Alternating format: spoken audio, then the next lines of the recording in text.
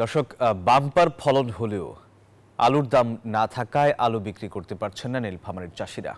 আর এই নিয়ে বিস্তারিত জানাতে আমাদের সাথে যুক্ত হচ্ছেন সহকর্মী আব্দুর রশিদ শাহ। রশিদ, দাম কমায় কৃষকরা কি বলছেন আর কৃষি বিভাগ থেকে কি জানানো হয়েছে?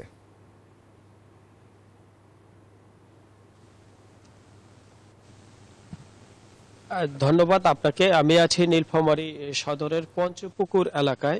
আপনাকে যদি একটু ক্যামেরার মাধ্যমে দেখাই, আপনাকে যে নীলফামারীতে হচ্ছে কৃষি তথ্য মতে হচ্ছে 10,000 হেক্টর জমিতে হচ্ছে আলু চাষ হয়েছে। ইতিমধ্যে হচ্ছে নীলফামারীতে 3 ভাগে আলু চাষ হয়ে থাকে। একটাই হচ্ছে প্রথম ধাপে, সেটা হচ্ছে আগাম আলু, দ্বিতীয় ধাপে হচ্ছে খাওয়ার জন্য আলু এবং তৃতীয় ধাপে হচ্ছে আপনার বীজ আলু। অর্থাৎ যে নীলফামারীতে বাম্পার ফলন হলেও কৃষকরা অভিযোগ করছেন যে গত কয়েকদিন ধরে মাত্র হচ্ছে 7 থেকে 8 টাকা দরে, অর্থাৎ আজকে যে আলুর কৃষক ভাইয়ের সাথে আমার কথা হয়েছে, তিনি জানিয়েছেন মাত্র 10 টাকা আলুর কেজি।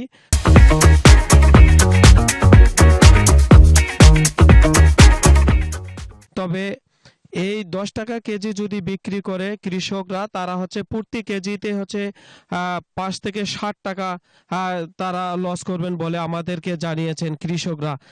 তবে হচ্ছে এই যে কৃষকরা অভিযোগ করছে যে এই আলু হচ্ছে অন্য অন্য জেলায় হচ্ছে 40 থেকে 50 টাকা বিক্রি করে। তবে এই সিন্ডিকেটের কবলে পড়ে হচ্ছে কৃষকরা বরাবরই ক্ষতি হয়ে হয়ে যাচ্ছে বলে আমাদেরকে জানিয়েছেন স্থানীয় কৃষকরা। এবং কৃষি অফিসারের সাথে আমার কথা হলে তারা আমাদেরকে জানিয়েছেন যে এখনো পর্যন্ত প্রায় 7,000 হেক্টর জমিতে আলু আছে বলে আমাদেরকে জানিয়েছেন। এই সব আলু যদি কৃষকরা সময় মতো তুলতে না পারে, তাহলে কৃষকরা বেশি ক্ষতিগ্রস্ত হবে বলে আমাদেরকে জানিয়ে। রশিদ, আপনাকে ধন্যবাদ।